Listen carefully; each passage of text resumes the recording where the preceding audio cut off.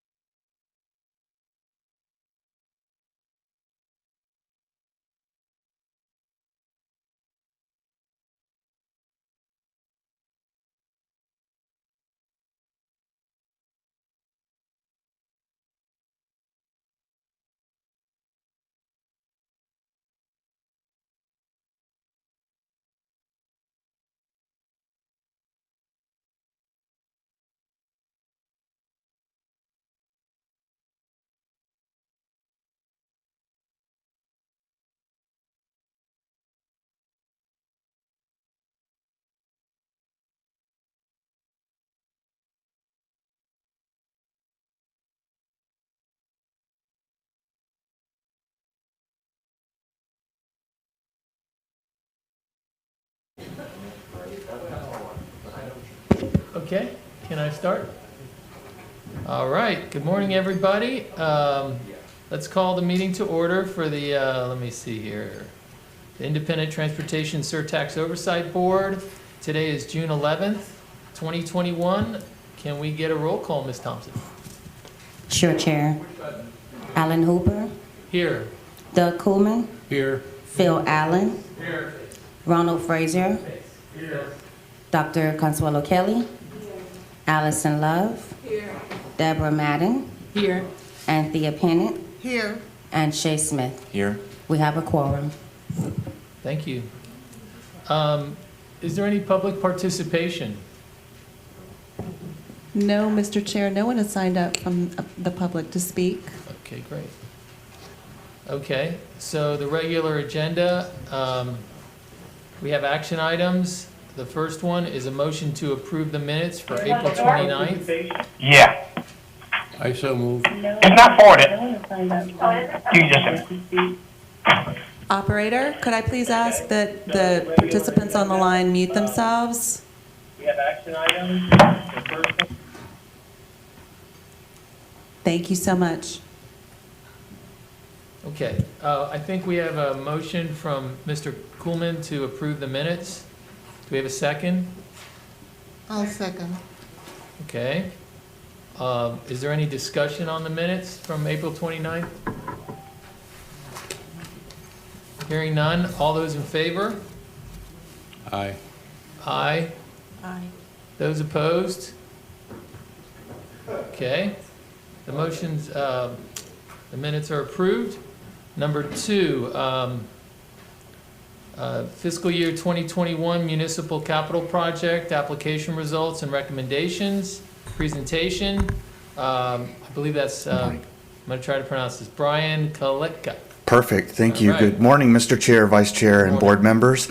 I first want to thank Mrs. Cassini for inviting me here to give this presentation to you. As it says, I'm Brian Kaleka, the Director of Transportation Policy for the Broward Metropolitan Planning Organization. So we are tasked with up to doing 4 different tasks for the MAP administration. The first is to develop procedures and process. This must also be approved by the county administrator. Task 2 is to rank the new capital projects that didn't either make the first 110 or they were brand new and they were not conceived of during the initial stages of the Surtax implementation. The third, which I'm talking to you about today, is to recommend municipal capital projects within the MAG, which is our budget. And then there's an optional fourth, which is the county administrator can request us to recommend above the MAG and to review and recommend projects within the budget that she provides to us. So cycle 1 is what we're focusing on. All of the cities insisted that we go in order of the initial ranked cycle 1 projects, those that are contained in the first 1 through 110. This year's budget was $39.8 million. We subtracted the $19 million for the community shuttle. We subtracted $11 million for the Miramar Parkway extension to give an installment towards that very expensive large project. And then our remaining budget was approximately $10 million. So this is what $10 million can get you. I digress. All we do, it's very mechanical. You just take the next unfunded project from the 5-year plan, we fund it until we run out of money, which is the remaining, $21 million after the community shuttle is taken out. So here we're presenting to you projects 73, 74, 75, and 76 today. You have already approved these projects. You've seen these. They just didn't make it into the 5-year plan, and now we're recommending that they do. The project that this board has not seen is project that was ranked 18 from the town of Pembroke Park. There were questions about eligibility. We believe that these questions have at least initially been completed along with some of the documentation that they provided us and to the county. And we further believe that it will be ready for construction in 2026. So this is the only project that you haven't seen. When you combine all of the allocations for each of the projects that are also in a construction cost index provided by the Florida Department of Transportation, there is a remainder of about $1.2 million that the county is at liberty to do many things with, including if that index is under what it needs to be, it can accommodate the construction cost. They can use it for rehab and maintenance, or they can roll it over to 2027 MAG for further projects. So here's my contact information. I'm available to answer any questions, and I know there's going to be at least one. Yes, Mr. Allen. Brian, in your presentation, you speak in terms of adding these projects to the 5th year of the program. Yes, sir. And the question I have after reviewing interim financial statements for the first 6 months of this year, it reflects that there's $175 million worth of municipal projects. The total amount of municipal projects approved by this board and budgeted have not incurred any expenditures. And I'm just questioning why we're continuing to add municipal projects when, in fact, the existing projects do not appear to be moving.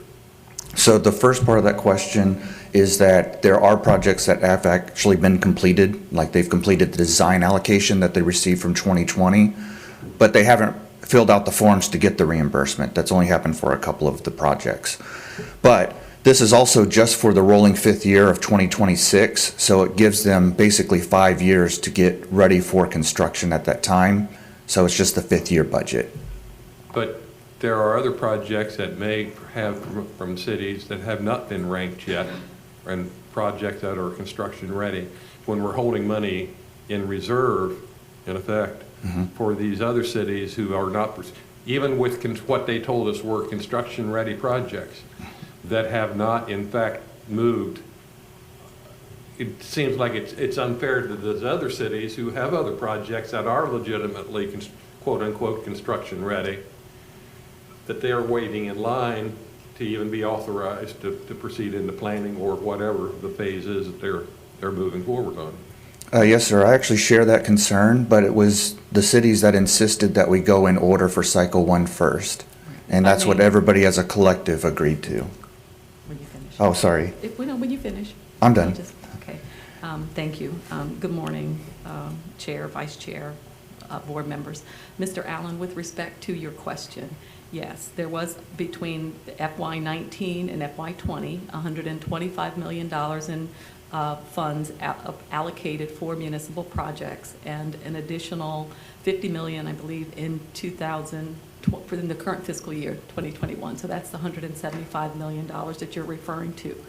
There were 110 ranked municipal capital projects, 97 of which this Oversight Board recommended as eligible and for which funding was received. There were another 40 municipal rehab and maintenance projects for which funding was allocated.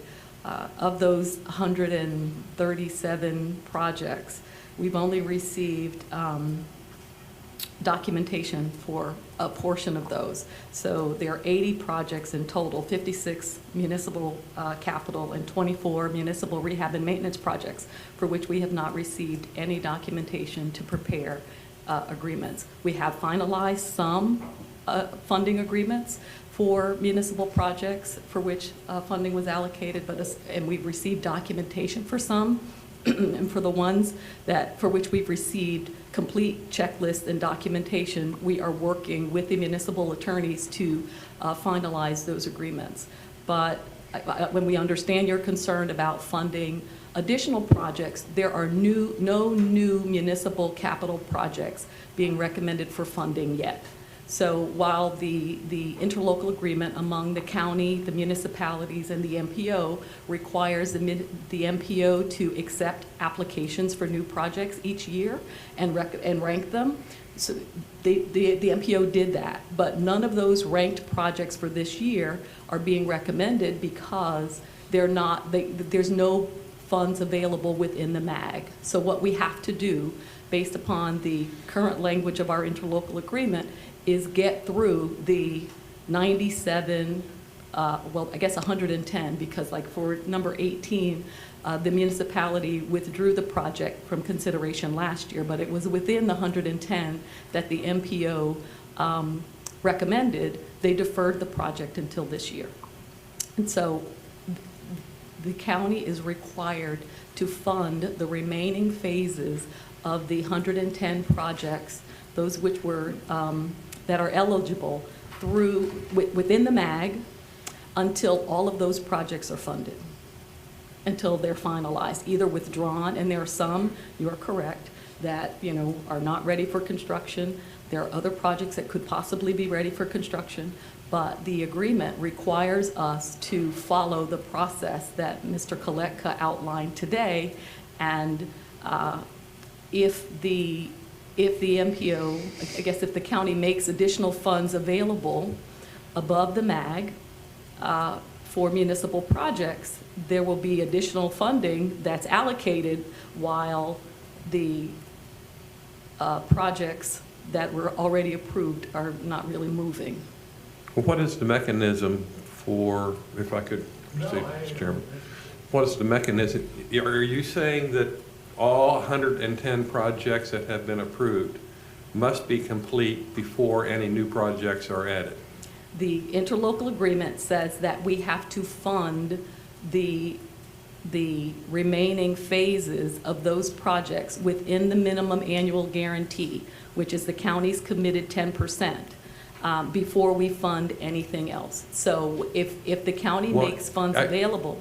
I'm sorry, but if one city with one project out there doesn't proceed with their project, they're holding up the funding for other new projects that may come along from the other cities. That's correct. Is there any mechanism to carve that out and say, hey, you told us you were proceeding with this project and nothing has happened after 3 years? So What is our option to move forward? And is this a role that this body can influence? So that's contractual. And for projects for which construction phase funding was allocated, the municipalities have 3 years from the time of the funding allocation to begin the construction of that project. So that to have their agreement in place for the funding and to begin construction. If they do not begin construction within that 3-year time frame, then the county has the ability under the contract to cancel the project. So, but the ones that are for which planning or design funds have been allocated that are not moving, we do not have a mechanism in place for that. So, and if the municipality does not want to proceed with the project, then the municipality has to submit written notification to the MPO and to the county that they want to withdraw the project. It is our understanding that there are some such projects, but we have not received written notification of the municipality's desire to withdraw it, so the project still sits on the books.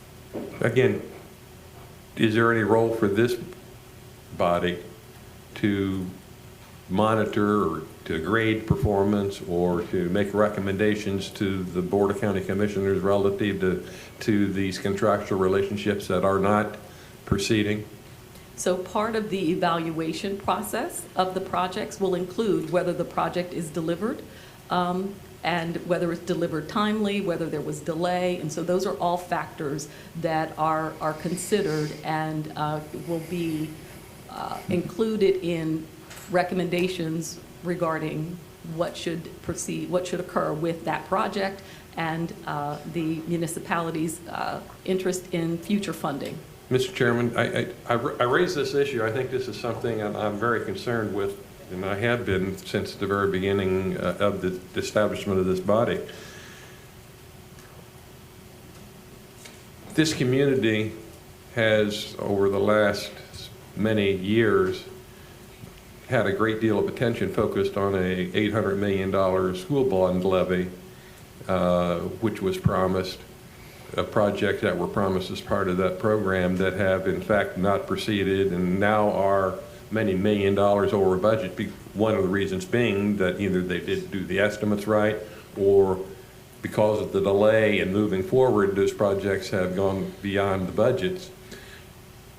And I have raised this issue relative to the performance of the MAP program, that we don't want to get into that same situation that we've seen across the street. I bring this to the board's attention that we need to start paying attention to the expenditure of these funds to ensure that they in fact are, not only are they meeting the requirements of the state statutes, but they are proceeding reasonably in concluding the projects that have been promised to the voters of Broward County. And this board needs to be focusing on that on a periodic basis to see how are these projects proceeding? Is there a problem? What's the holdup? Can we involve, can county staff assist the cities in getting these projects moving? What roles do we have to influence going forward? And I would, Let's have a discussion about that. Pardon? I think we should be discussing that right now. Well, I You don't think, said I don't know wrong. if we have the time to discuss that right Well, now. you I started think it. there are too many questions as to which projects, are proceeding, which ones aren't proceeding, which ones have asked to defer. Okay. And this needs to be an agenda item perhaps for our next board meeting, that we really bear down on this particular aspect. Okay, Mr. Kuhlman. Yeah, and following on what Phil's suggested here, I have a question and a comment. The first question is, how many projects are out there that aren't funded yet, but are ready to go? Is it 1, is it 100, is it 50, and how much money is involved? That's first question. The comment is, I do think we have a role. We're writing our own rules to a certain extent. This is new, the whole thing is new. And to find out that, I don't know, 60, 70, 80% of these projects are haven't even moved forward that are approved for money, what are we doing or staff doing to these cities to say, your agreement says you have 3 years, but we need to see some movement here. This is not fair to anybody, not the taxpayers that voted for it, the people that are being shut out. So I think we need to do something to move the cities that are approved, that are holding up others. And then to follow that, if we find out that the list is, that there are cities that are shovel-ready that could start, then let's find the money. Maybe we don't have to upset that apple cart, but is there money available to move some of this stuff a little different? We're only in year 2 of this, or 3, and we're learning, so let's do something. Okay, so his first question, can you answer that? About how many projects are out there, how many have been stalled, and what amount is that? So the exact dollar amount I don't have in front of me, but there are at least 2 projects where the community is choosing not to move forward at this time. One of them is a community where they had an election back in November, and they had a change of a couple of their governing body members, and they're in a holding pattern because they're not sure if they want to move forward with it or not.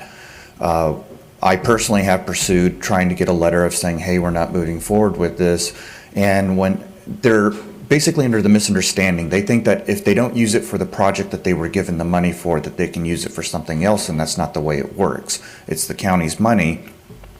So it goes back to the county. It doesn't go with the municipality. And when they learned that, they got scared that they would go to their governing body and said, I just gave away $10 million and looked like the bad person. So they immediately stopped taking phone calls when they realized that it wasn't their money. And I don't know why they believed it was theirs to begin with, but they're looking at making an official decision within the next year. So at least for a couple of the projects, it has to do with the governing body has changed.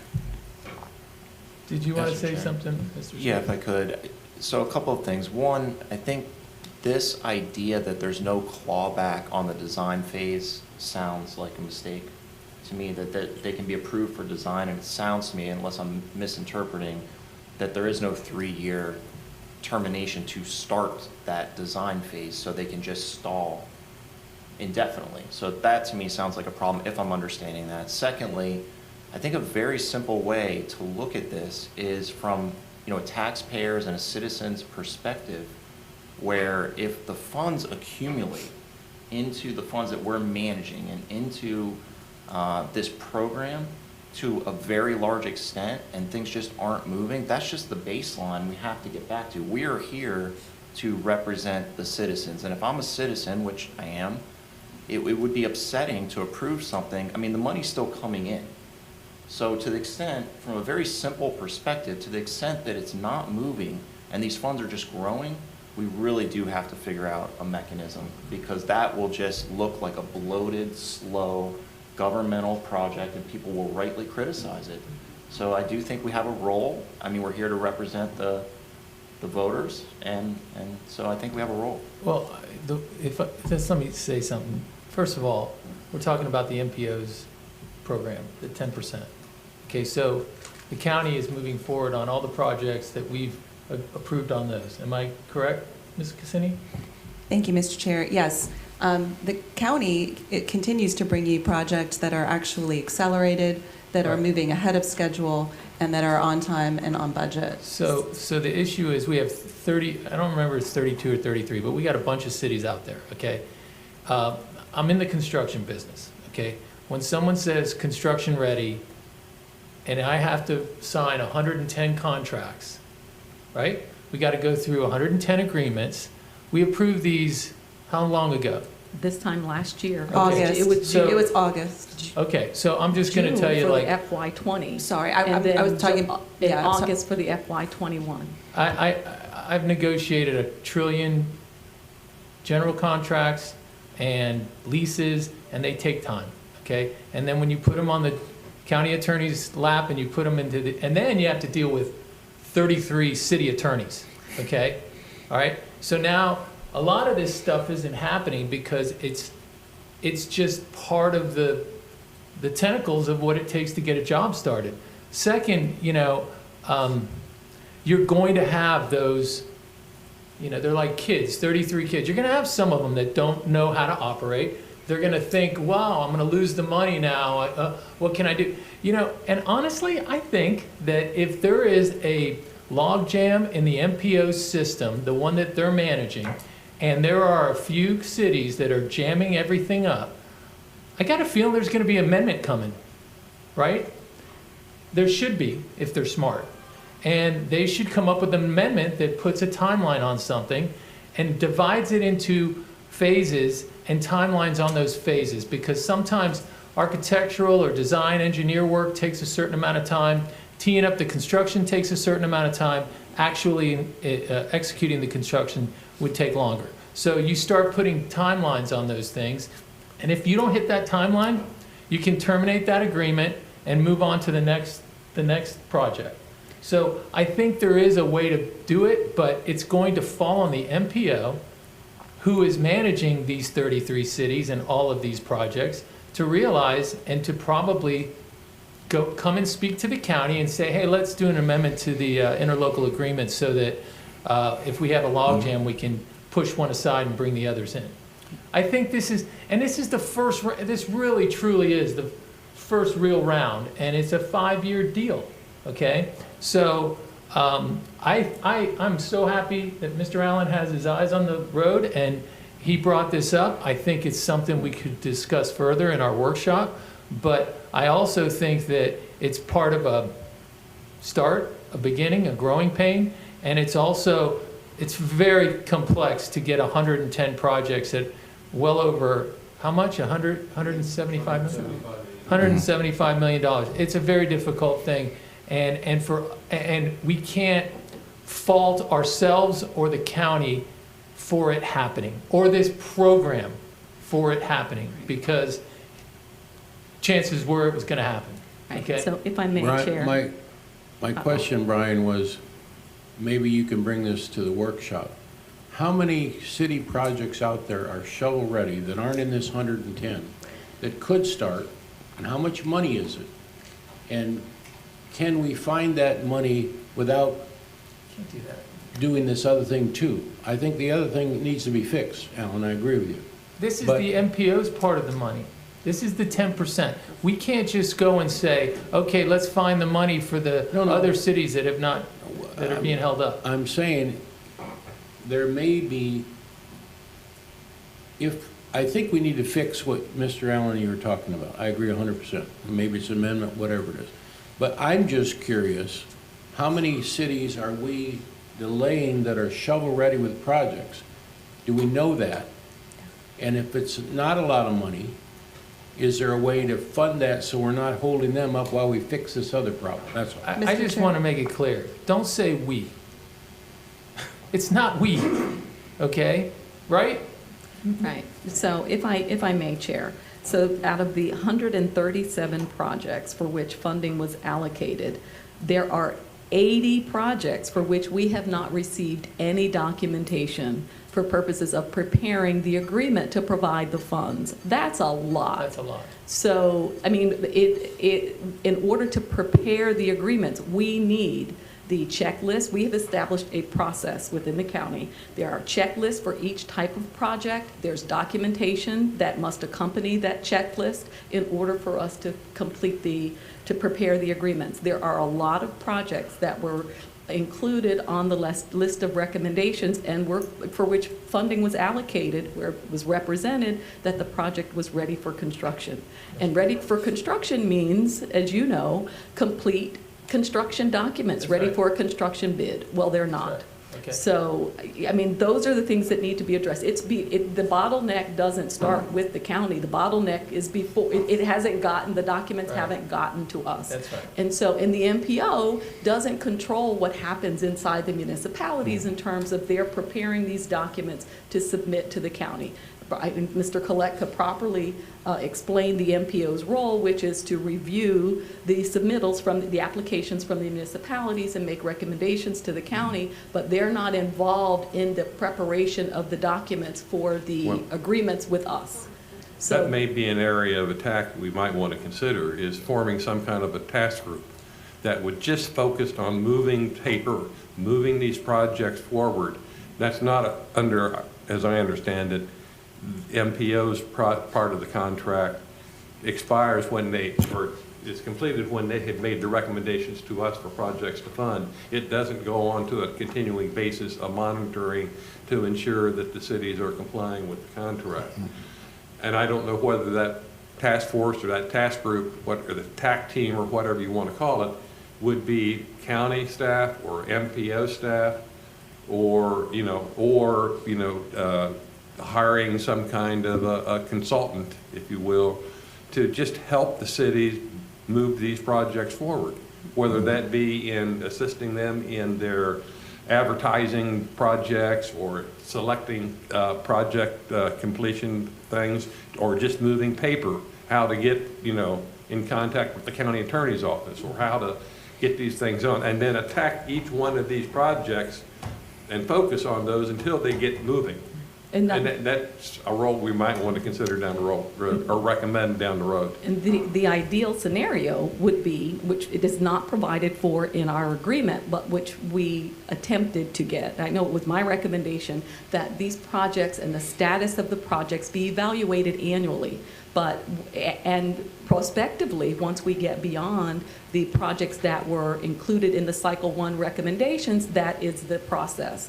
So the projects that were submitted, applications for projects that were submitted in the process this year were ranked, but there's no funding available within the MAG. Those will not hold that ranking. So the MPO next year will have another application process, and they will review the submittals, and through that process, the readiness and funding leverage and all kinds of other factors that will determine the true readiness of the project will be evaluated in its recommendations for funding. That's right. But the municipalities insisted upon those originally ranked projects maintaining their status, which is not feasible, and it's resulted in the scenario that we find ourselves in now. And it would require an amendment, so the municipalities whose projects could be moving, that are not happy with the current status, would need to push another amendment to the agreement that would require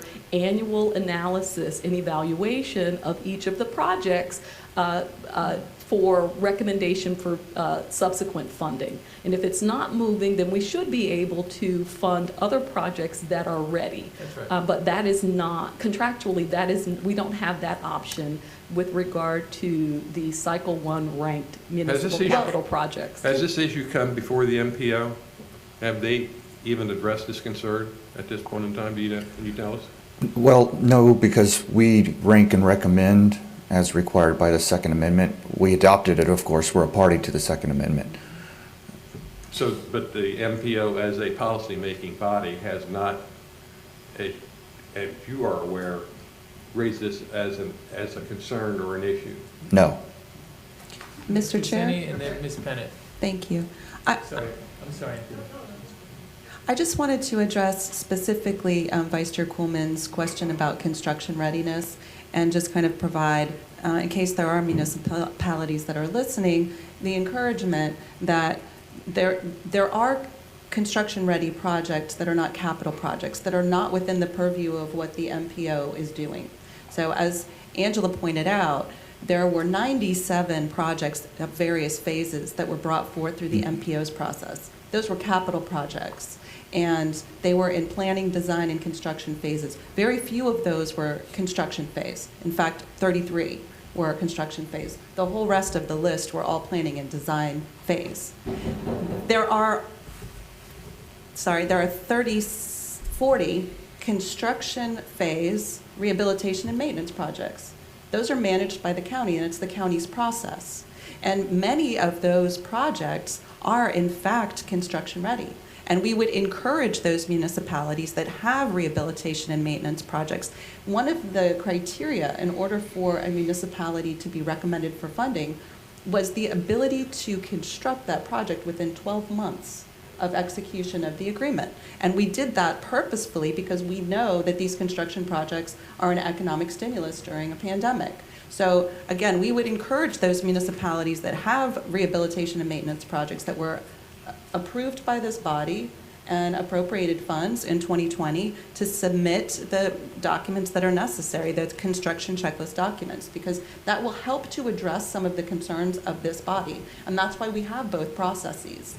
And I wanted to go back to the question that several of you asked, which is, what are we doing to try to get the cities the technical assistance and support that they need? That's what we're here for. That's what the staff in MAP admin do. The 7 people that work in MAP administration are constantly doing workshops, providing technical assistance, reaching out to each municipality on a regular basis, checking in. Have you submitted the documents? Do you need any assistance? We have, teleconferences where the lawyers are involved.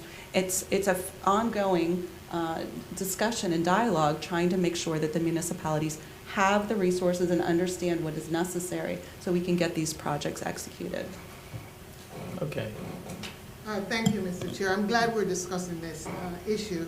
I'm curious to know, what are some of the common problems that these cities are reporting? You say they're in touch with you. I was going to ask that question, but then... And I'm sure Angela is going to have a different perspective because she's communicating directly with the legal counsel. We're talking more with the technical staff, the project managers, the Surtax points of contact. So from my perspective, what I'm hearing is there's a great deal of staff turnover. There are a lot of people that have been, as you know, working from home for an extended period of time. There's kind of a disconnect in communication. And there is also a misunderstanding in some instances of what the process is. So we've been doing workshops, we've been providing, videos, we have all kinds of recordings and municipal partner resources on our website to try to help, FAQs, everything that we've been talking about here, trying to make sure that people understand what it is that needs to be done. But there's a great deal there's a disconnect procedurally. So I've had multiple municipalities call and say, where's my funding agreement? And we say, well, have you submitted the documents? Well, what documents? So it's an educational process because you are dealing with 29 different municipalities, all of varying sizes. Some of these municipalities are very small. They might only have 5 or 6 staff people that are doing multiple things. So some of this is just an education, as the chair pointed out. This is the first time that we're doing it, and people are trying to understand exactly what it is that is expected of them. And then my last question is, how does this affect cost? Because I'm thinking the longer this gets dragged out, it's going to impact the cost of the projects. And who's going to bear the burden of that cost? Is it going to be the county, or more being expensed from the penny tax budget? Well, I'm happy to say that through this new process in the Second Amendment, not only do we use the construction cost index to account for the change in inflation for the cost of the project, but we also this year required each of the municipalities to get an independent verification of their cost estimates. So it's not just, I think it's going to cost $10 million for this project. It's, here's the breakdown of the cost, and have an independent agency verify that that is true and correct. So it adds an extra layer of comfort that the cost is reasonable and not underestimated and going to cost the county more later. Right, you know, I've always believed that, you know, for some of these design and planning projects, that the municipalities should have skin in the game. I really believe that, and I think for them to drag it out more and potentially increase costs that might end up being blown back to the county or any other funding source, penny tax, is unfair. And I would like to know how we're gonna, moving forward, try to remedy that. If I may, the contract requires that any cost for the municipal projects in excess of the funds allocated by the county are borne by the municipality.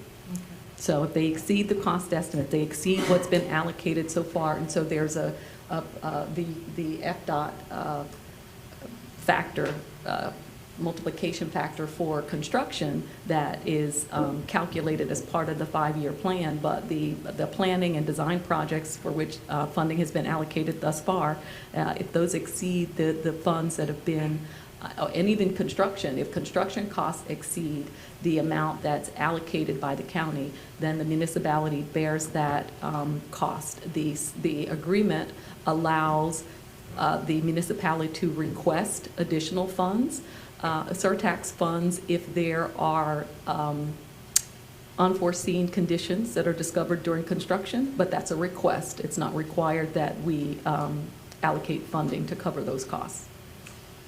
Yes, I have two questions for Gretchen, which may answer Ms. Pennett's comment.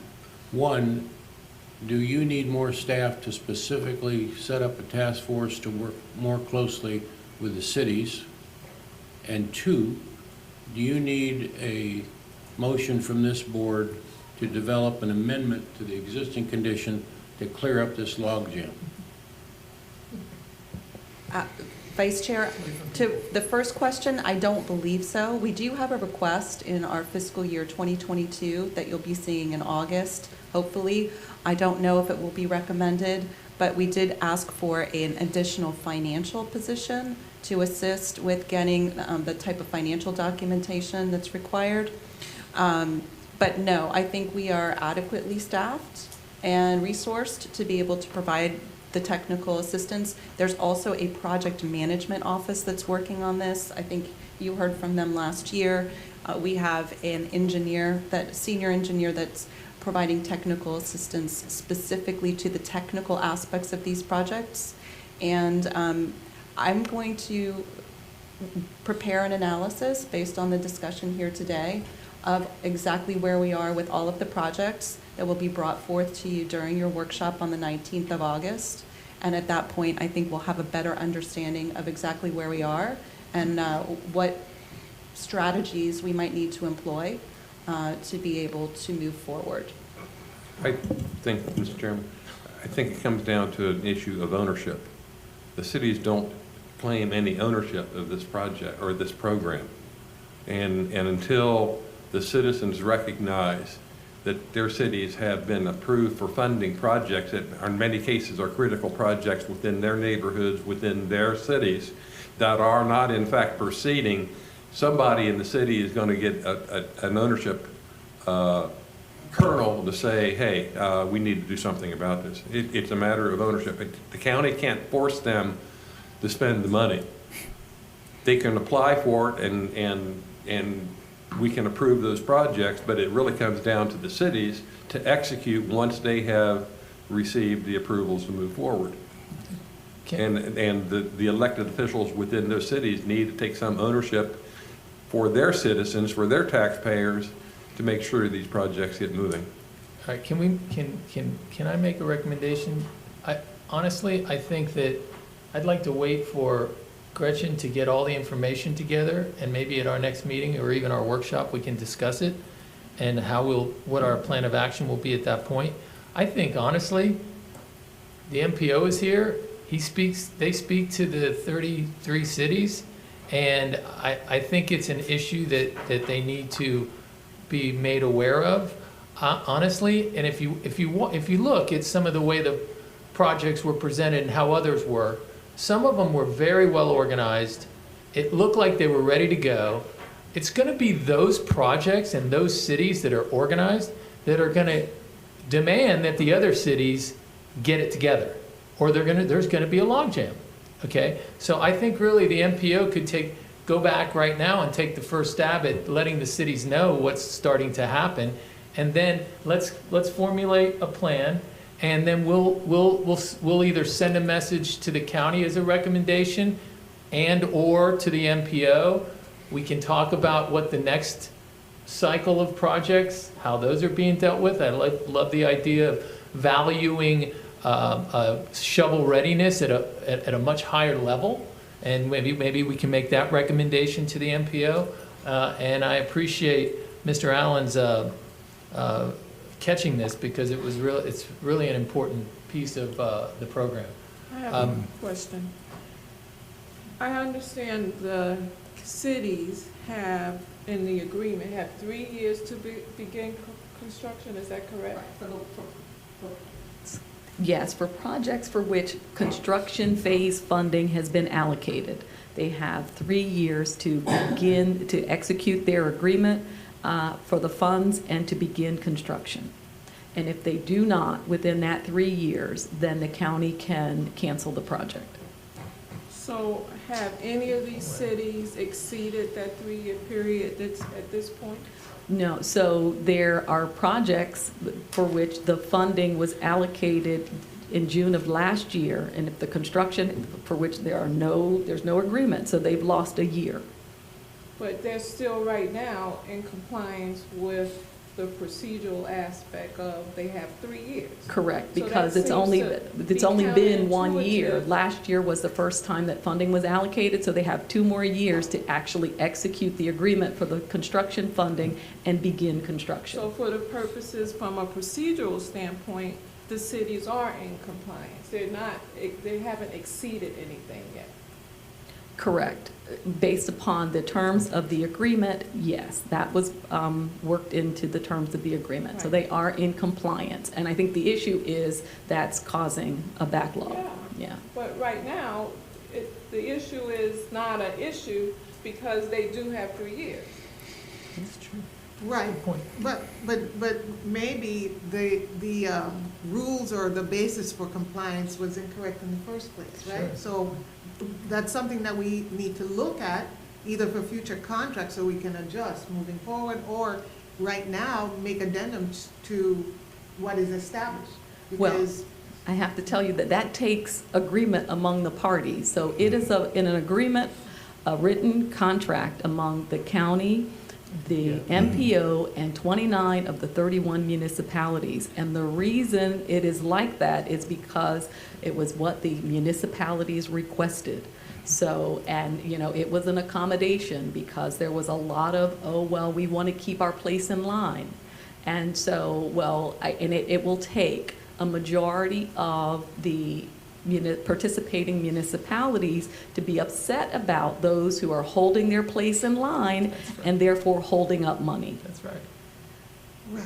Well, this is definitely an issue that needs to be revisited. I think that even the cities need to be a part of that discussion, so they now understand, because at the time that the rule was made, and they all agreed to it, they were operating with limited perspectives.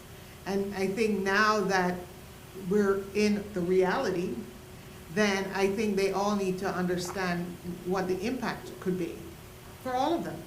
Because today it might be your project, but next time it could be, today it might be somebody else's project, but tomorrow it's your project. So we still, I don't think that we can leave this alone. I think all parties need to be aware of the impact that's taking place. And maybe there needs to be some kind of itemization of what the impacts are, so we can make a strong case for why change is necessary.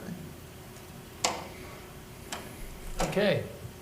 I think we'll be talking about this more at the next meeting. Thank you, Phil, for bringing this up. I do have a quick question. Oh, go ahead, Dr. Kelly. Did I hear you say that there are projects that have been completed? The agreement for the Surtax funding, the interlocal agreement which provides the Surtax funding to the municipality for the project has been completed. And there are municipalities who are in the process of the construction bid process for those projects. Davie, I know, is one of them. I think that has 2 or 3 construction projects. We've completed the agreement providing the Surtax funds, and they are preparing or in the construction bid process right now. But not actually constructing, in other words? There are no municipal projects that are Surtax funded that are currently under construction with Surtax dollars. And I want to be clear about that, because there are some projects where Surtax funds are coming in to augment an existing project. But we have not released the first advance for funding. We have executed contracts in the pipeline, but we have not received any invoices yet from municipalities requesting their first funding advance. Now, just for clarity on the record, for anyone in the members of the public, we're talking specifically here about municipal projects. There are county projects that are in construction that have been completed, so I want to just make it clear that this is a very small proportion of the overall program that we're talking about here this morning. Yes. No, I understand that. I just was wondering if there was any way, in terms of incentivizing the cities to move along, anything that we could highlight online on the website that, look what's happening here, this is positive, this city is moving, I don't know. I just was wondering if there was anything we could highlight. Well, very briefly, Mr. Chair, if I could that's one of the reasons why we created the dashboard, and it's one of the reasons why we're having a big special event with all of the municipal marketing and public information officers next week to try to get them excited. We've created branding kits for every municipality and their own special Matt Broward brands and logos, so that they do start to feel some excitement and some energy around communicating about these projects. If I look at the 6-month financial report, unaudited financial statements, it reflects that the county has incurred expenditures of about $150 million has been expended by the county for county projects, and that includes mass transit, expansions, paratransit, et cetera. So, we are funding projects, and the county is taking advantage of the funding, but the cities have not. Right. Well, Okay. except for the community shuttle program, which we have been funding since 2020, and it's expanding. I hope in this particular fiscal year there's some interest in expanding the services, so that the Surtax is funding 18 municipal community shuttle programs, both the capital and the operations and maintenance in full, and it's a significant amount of money. Yeah. Okay, let's move to, Mr. Cooper, I'm sorry. okay. I'll be very quick. No, that's okay. Does each municipal project that's numbered have a separate funding agreement? And they're all negotiated individually? Yes, so we have to have it's a project-specific agreement. So the Yeah. scope for each project and the funding for each project is tracked separately. Okay. Are those available so that as each municipality comes in to negotiate their own agreement, they can review what the criteria and documents have been to successfully get to a funding agreement? So when we received there was a process by which the county attorney's office communicated with all of the municipal attorneys in the preparation of the Surtax project funding interlocal agreement. So they all participated, provided comments. It is a form agreement that was approved by the county commission in August of 2020. So it is a public document. It is available and has been made available to everyone. And it's a matter of populating, certain sections with municipal contact information for notices, who their project manager is, and providing the exhibits, the construction documents, a schedule for design or construction, for providing the actual scope, the design scope for the firm that will be doing the design, or the complete construction package. So those are the documents. The exhibits to the agreements are what are needed in order to prepare the agreement. And if the construction documents are not complete and they haven't been submitted to us, we can't prepare the agreement. If the design scope for the design firm is not complete and we don't have it, we can't prepare the funding agreement, because the design document, the actual design scope for that project that the design firm is going to design for the project is the exhibit to the agreement. Okay, thanks. Okay.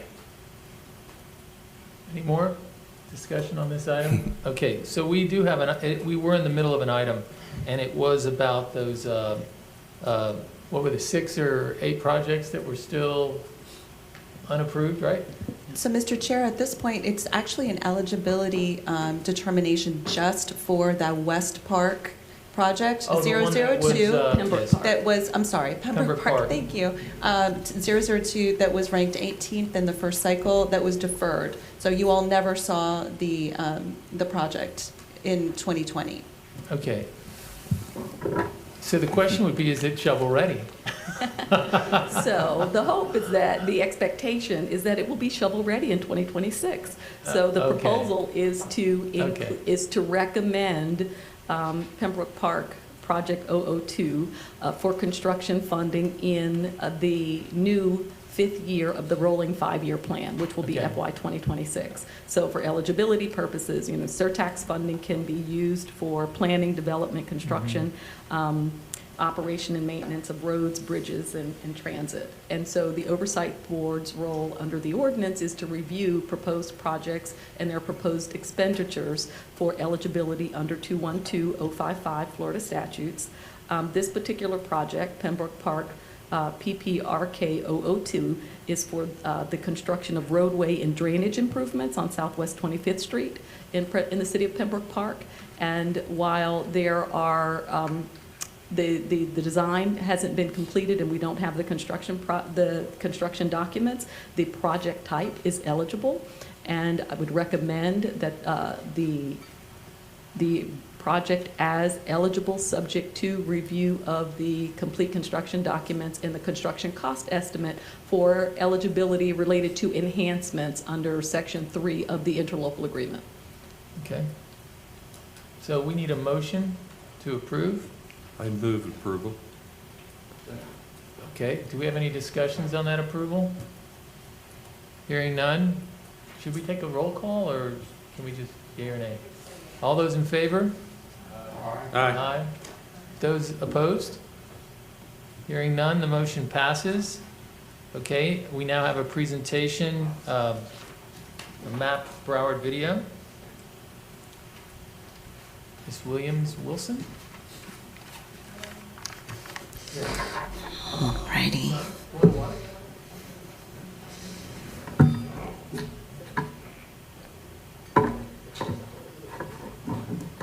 You go by Ms. Williams. Williams Wilson. Oh, okay, so, thank you. She's newly married. Yes. Thank you. Good morning, board members. I'm Tashana Williams-Wilson, Public Information Specialist for Matt Broward. Nice speaking with you all again. I'm here to give some background to this presentation. Over the past month or so, your Public Information Officer, Nicole Khalil, and I have been hard at work on our ongoing rebranding initiative, as you all know, for Matt Broward. You all have received the branding materials and such that we've given you over the last few board meetings. We are happy to say that we've conducted a mini solicitation done using the county's Office of Public Communications qualified vendor list to create a corporate video, and have been working on our first full-length video with the Emmy Award-winning ADG Strategy Group, who is in the audience today. Melissa, you could give a wave. So, this CBE firm that we're working with has worked tirelessly to create a draft brand video for Matt Broward, which I will present to you today, and hopefully more to come, as we intend to use this video break it down into 1 minute and 30-second sizzle reels, teaser videos for our marketing strategy in the future. We welcome your feedback on this video, hence why we felt the need to present it to you all today, to gather your input from the Oversight Board members, stakeholders, and prior to finalizing this video so that we can use it in digital marketing strategies, event presentations like for next week and such, and moving forward in our strategy. So, without further ado, here is, give me a second, log out of this, our Matt Broward corporate video.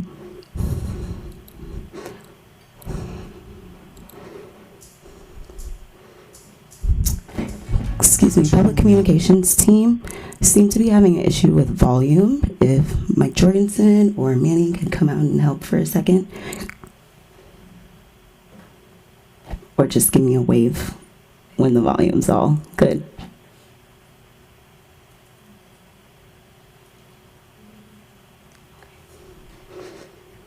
Sorry for the delay, members.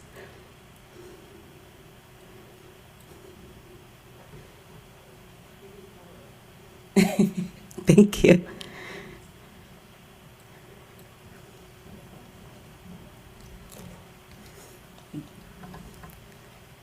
Probably needed from yesterday.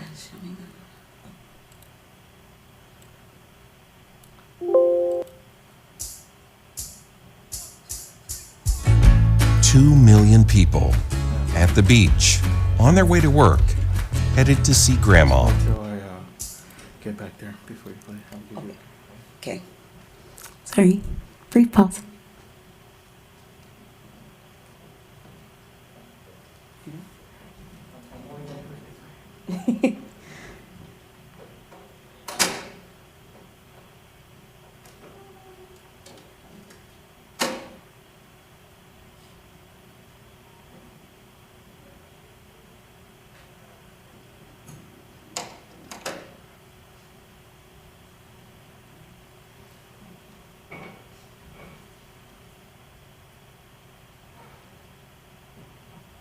Okay, I've been given the green light. 2 million people at the beach, on their way to work, headed to see Grandma, constantly on the move. Each of us may be headed to different places, but we all face the same challenges going from point A to B: congestion, safety, and quality of life. In 2018, Broward County residents voted to do something about it, approving the Penny for Transportation 30-year plan. Using discretionary sales surtax, we would take mobility challenges head-on. Today, the plan is not just a plan. It's a program of smart projects that will innovate the entire county. MAP Broward projects will create connectivity, improve transit service, traffic management systems, enhance multimodal options, while ensuring economic development benefits. MAP Broward will improve technology and deliver transportation solutions which will relieve congestion and create safer commutes. To make our morning drop-offs safer. To make the commute to work easier. To keep us pedaling towards a greener future. Penny for Transportation is now Broward County's Mobility Advancement Program, or MAP Broward. Covering 16 project areas, MAP Broward's projects include electric hybrid buses and last-mile transportation solutions, resilience plans that upgrade roadway and bridge improvements, traffic management systems that utilize fiber optics to react to traffic flow in real time, and other mobility enhancements that make walking, biking, and enjoying your community easier and safer. Build on foundational elements such as transparency, accountability, and resiliency. We're committing $16 billion over 30 years to improve the place we work, play, go to school, call home, and welcome visitors from all around the world. Because we know the destination is important, but so is the journey. We invite you to see what's on the horizon for your neighborhood. See it all right now on our interactive project dashboard. Get started now. Visit mapbroward.broward.org.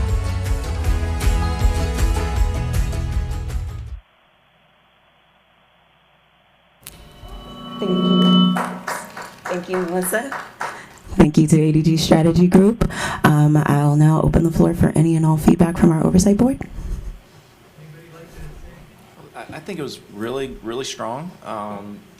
The only thing I would like to see that I see that is maybe missing a little bit is showing multimodal in the sense of like bikes alongside cars. I feel like the pictures of bikes were on a trail that's nowhere near anything, and my opinion is we need a lot more interactivity, right? Because we're very dense in Broward, and especially look at a city like Fort Lauderdale, we're gonna have to coexist. So I would like to maybe see a little bit of that imagery perhaps, but really, really solid. I thought it was good. I love the reference to the dashboard and getting people on there and looking at the projects near them, so it was very good.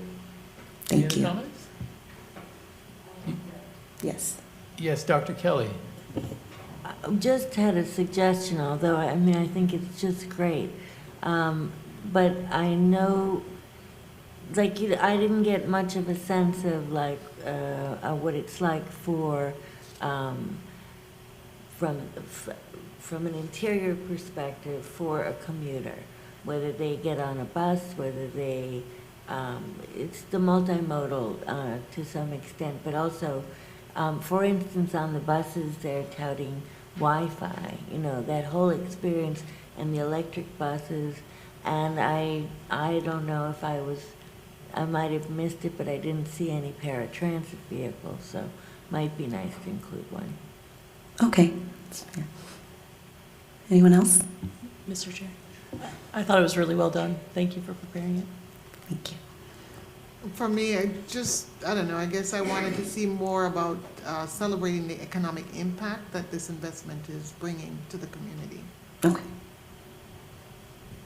I love the vibrancy of the video and the sites and everything that was presented, and the quality of what was presented as well. Excellent. Thank you. I did too. Thank you. It's Brown? okay. Yeah, I thought it was great, and it really puts a stamp on the idea that the investment is being made in the community and it's going in for everybody. So I thought you guys did a great job. Thank you. Very exciting. Anything else? Okay. All right. Thank you very much. We have another presentation. We're going to get an update on the federal legislation, the Surface Transportation Reauthorization. Mr. Burns. Hello, good morning. Good morning. So my name's Greg Burns. I'm with Thorn Run Partners in Washington, D.C. Happy to join you all this morning. I work on behalf of Broward County on a host of issues, but certainly supporting you all on transportation issues is one of those priorities. So, today I'm here to chat about what's going on with respect to transportation and infrastructure and those conversations in Washington. So with respect to the Surface Transportation Authorization situation, I think you all are familiar with what's known as the FAST Act. And the FAST Act is the existing Surface Transportation Authorization bill that underpins all federal surface transportation investment across the country. That bill expires at the end of September of this calendar year. And so the House and Senate are both feverishly working to develop new iterations of the bill for the next 5+ years. And in fact, both the House and the Senate just in the past month have released bills that would do just that. The House bill is very similar to what was introduced in the last Congress. It's still known as the Invest in America Act. The Senate bill is not the same as what was introduced actually in 2019, but it's still very bipartisan, and the title is a little different, but that's sort of neither here nor there. The point is they're both working towards a common goal of passing a new authorization bill sometime this fiscal year in FY21 in order to have that be ready for the expiration of the FAST Act. So the two bills are both 5-year bills. They do both propose to have significant boosts in transportation funding. The House bill, I think, proposes 54% increase over the baseline FAST Act. bill. The Senate bill, on the other hand, is about a 30-some%, 33 if I recall correctly, percent increase. It's only at the moment for highways, and this gets a little complicated as to why, but the Senate has 3 different committees of jurisdiction that ultimately have to act in order to create a surface transportation bill, and thus far they've only done the highway portion. So the highway portion would increase funding by about 33% over the FAST Act levels. So both propose significantly more money than we're currently spending today. Both bills do include climate change sections, so they are focused on that issue more than any other transportation authorization bill has been in the past, which is notable. And I think another notable item is that the House bill does include so-called member-designated projects, and I would just call these earmarks. Right now in the House bill, there are a number of projects that have been requested by Broward County municipalities, as well as the MPO, and several of those priorities are funded in the House bill. Ms. Cassini has a list of those that we provided to her if she wants to share those with you in the future, or maybe she already has. The Senate bill does not include earmarks at the moment, and so there's a question, to be honest, as to whether or not these earmarks will really make it through the process. One of the reasons is that the House has them, the Senate doesn't. We're not really sure what the Senate will ultimately do, if they'll agree to accept the House projects. But at the moment, they're in the House bill. The Senate bill right now is bipartisan. It was reported out of committee, at least again, that highway portion was reported out of committee in a completely bipartisan manner. It received unanimous support. The House bill is much less bipartisan. The Invest in America Act, when it was reported out of committee on Thursday morning, only received 2 Republican votes. If we move ahead to the next slide, you'll note that this is a graphical depiction of the overall funding levels, both with the FAST Act, the Invest in America Act, and the Senate Highway Bill so far. And note that each mode, highway funding, transit funding, and rail funding, all receive pretty significant boosts in funding under the Invest in America Act compared with the FAST Act. The largest boost, quite frankly, is for rail funding. As you'll note, that's the gray shaded part. But transit and highway also receive pretty significant boosts. And again, you'll note that the Senate bill also does include a pretty significant boost thus far for highway spending. I should note that the Senate Commerce Committee next week will be considering the rail portion of the Senate Surface Transportation Authorization Bill. It is a boost in funding compared to the FAST Act, but it is still less than the Invest in America Act. So when the Senate Banking Committee gets around to the transit portion of that bill, you should expect that it will sort of fall within those lines, meaning it will be more than the FAST Act proposed, but likely less than the Invest in America Act. So if we move to the next slide, and we look a little bit more closely at what the Invest in America Act will do, which is, again, out of the House, it really does try to mirror the President's American Jobs Plan. I mentioned that it's much like the bill was when it was introduced last year, and when it did actually pass the House, but it's gotten a little bit more robust in terms of overall funding, and some of its priorities have shifted a little bit. For instance, investments in electric vehicle charging infrastructure is something that has been added to the bill that was not as robust in the prior iteration. But broadly speaking, this bill is focusing on reducing greenhouse gas emissions from the transportation sector, which of course is a huge priority of the American Jobs Plan that the administration has released. It does do a lot to fund EV charging infrastructure. I think along the lines of what you all will also be interested in, it significantly boosts funding for transit and for electric buses. It also focuses much more on how transit and housing development align and how they can sort of work together to create really vibrant, healthy, strong neighborhoods and communities. The new surface transportation bill introduced by the House would also fund much more resilient infrastructure investment. I think in the past we've definitely had not as much of a focus on trying to ensure that these investments that we make will be functional in the future, and this bill wants to make sure that any investment that we make is functional with a changing climate. And then last but not least, I think it's important to note that this bill does focus on, from a highway perspective, it focuses on repairing and maintaining infrastructure before building new roads. So that's not necessarily the case for the transit investment, but or rail investment, for instance, because they are talking about significant investments in new transit and rail infrastructure. But from the perspective of roads, it really focuses on taking care of what we have and not necessarily building new roads. Moving to the next slide, how does all this fit into the broader infrastructure discussion? I'm sure you're hearing a lot about all the conversations that are going on amongst the White House and the Senate in particular, but also to a lesser extent the House at the moment, where they're all trying to work together to come up with some big, broad, and bold infrastructure package.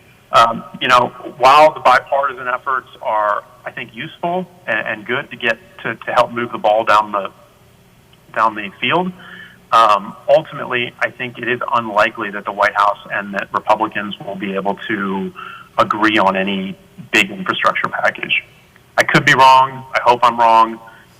But I think that there's a lot that separates them. And a couple quick hits as to what those separations are. One is the focus on the climate. The administration and certainly progressive Democrats believe very strongly that we cannot continue the status quo with respect to our investment in transportation, and that we have to incentivize a transition to a much greener transportation sector. And then two, it's really about how you pay for these bills.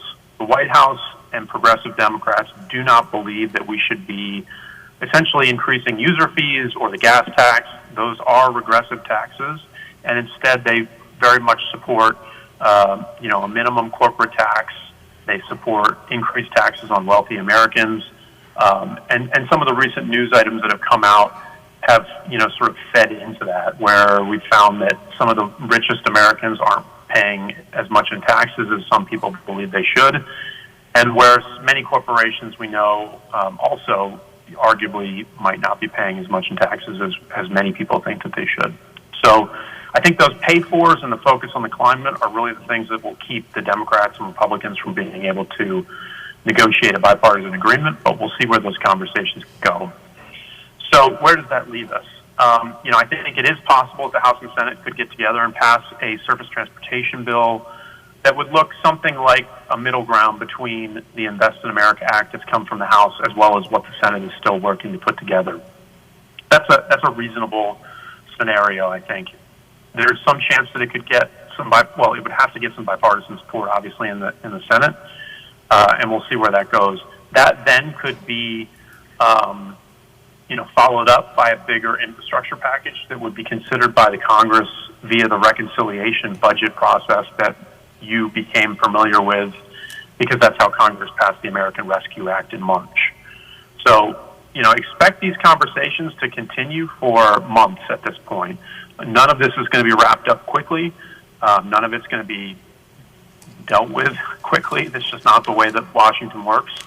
But, infrastructure is certainly dominating the debate in D.C., and it will continue to do so, I think, for the foreseeable future. And we may see something finally done, hopefully by the end of September, but maybe even as late as, November, December timeframe. So that's the end of my PowerPoint discussion, but I'm happy to answer any questions that anyone may have, or if anybody wants to make any comments, I can certainly respond. Thanks for your time. Thank you. Do we have any questions, Mr. Chairman? Greg, did the Invest Act, does it have a pay-for issue? Well, that's actually a great question. So both the House and the Senate authorization committees, they proposed the spending, and frankly, the different committees in the Ways and Means Committee and then another committee in the Senate have to come up with the financing. So to be blunt, they both do have some struggles in that regard too, because they do propose, vastly more spending. And to be honest, those conversations have not even begun. Okay, any other questions? Okay, well, thank you very much for that report. We really appreciate it, Mr. Burns. Thank you. Just, Oh, yeah. Is this for a different thing? yeah, well, it's interrelated. It doesn't apply to the federal, but the state budget, the governor, or this year's state budget, there were projects that were out there that were approved as line items within the governor's budget. Did those affect Broward Transit or any of the highway projects? I am not aware of there being any earmarks in the state budget that were related to this program. I will double check and make sure to get that to you if there were. Do any members have anything they want to report? Yes. Go ahead. The city of Fort Lauderdale has hired the Pace Foundation to work on this plus or minus 20-mile trail system. And I just want to make sure that the county's greenways people are talking to the PATH group so there's nothing lost in the transition. I ran into someone at the opening down by the port that I didn't realize the county was working on a bicycle pass system or whatever, correct? No. So Huh? there is an existing greenways master plan. Yes. But for purposes of surtax eligibility. I'm not even talking about surtax eligibility necessarily. Okay. I'm just talking about the fact that I'd like to make sure that the county's greenway system and the city's trail system, almost 20 miles, are talking to each other because they need to interconnect physically. And it's just, I didn't know it had to necessarily deal with Surtax. Oh, okay. I think it has to deal with our mobility question we've been talking about. And here's a chance to make the county and the city's trail system work together. And I didn't know if the county and the city were talking about that. We can inquire. Yes, Okay. we have a person on staff who is actually Surtax funded, Yeah. who is a senior mobility planner, and whose focus is primarily on multi-use paths and Okay. greenways, who is actually from the city of Fort Lauderdale and is working closely with other municipalities on their multi-use paths and What greenways. is her name? Her name is Josette If Severin. you'll send me that information, we'll make sure it gets to the PATH Foundation and they can talk. I'm sure that she's listening, They. and I will make sure that she Okay, connects with you. Thank you. For the good of the county and the cities.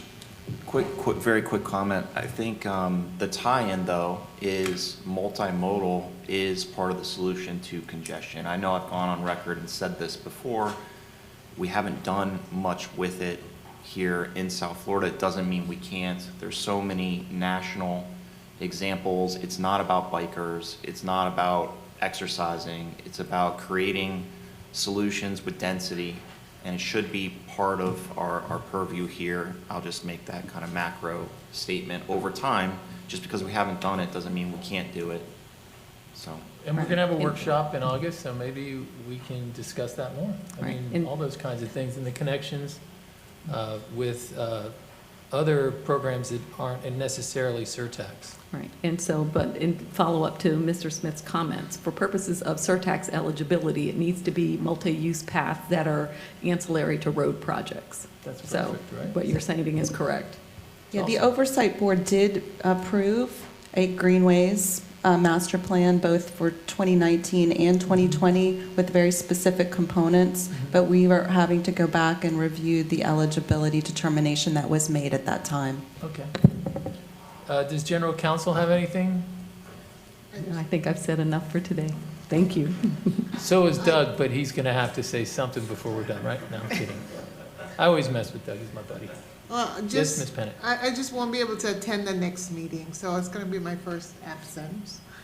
Because I am taking my daughter up to her new school, Howard University. So she's been there, but now she has to be physically located, so I'm gonna hate missing the workshop, so. just Well, we're wanted gonna to miss let you. know.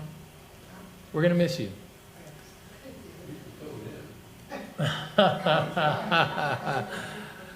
Okay, Gretchen, do you have anything? I did, Mr. Chair. Just a few brief things. first thing, I'd really like to take an opportunity to say goodbye to an integral member of the Mobility Advancement Program and the gentleman who created your internal dashboard back in 2019 to track all of the projects from the original plan, and also the beautiful public-facing dashboard and many of our data visualization tools. He has been taken by Broward County Transit, and so he'll still be part of the family, he'll still be working on the overall program, but he will no longer be supporting you, and I just wanted to take an opportunity to say goodbye to Mr. Carreras. If you would just stand up and... Nice job. He's been very generous. He's going to help do some knowledge transfer with his successor and help us with the selection process. So I'm very grateful for that, and I'm very grateful for everything that you've done for the program so far, so thank you. The only other thing I wanted to just mention was we have had some initial meetings with the FTA and with Miami-Dade County. Obviously, you know that Broward County is in an MOU with the Florida Department of Transportation's District 4. We're working closely also with District 6 on the commuter rail project, and so that is really moving at quite a clip. I'm on the project executive committee, so I'll be bringing you back regular updates on that particular project. We were also invited, Tim Garling, the Deputy Director of Broward County Transit, and I had the opportunity at Jerry O'Reilly, the District Secretary's request, to meet with FDOT's central office. They have discretionary funding, much like the federal government. They have a New Starts program of their own. And they were generous enough to give us about 2 hours of their time to talk about this program and some of the discretionary grant opportunities that we might be able to avail ourselves of. Met with the Chief of Innovation, which was really interesting.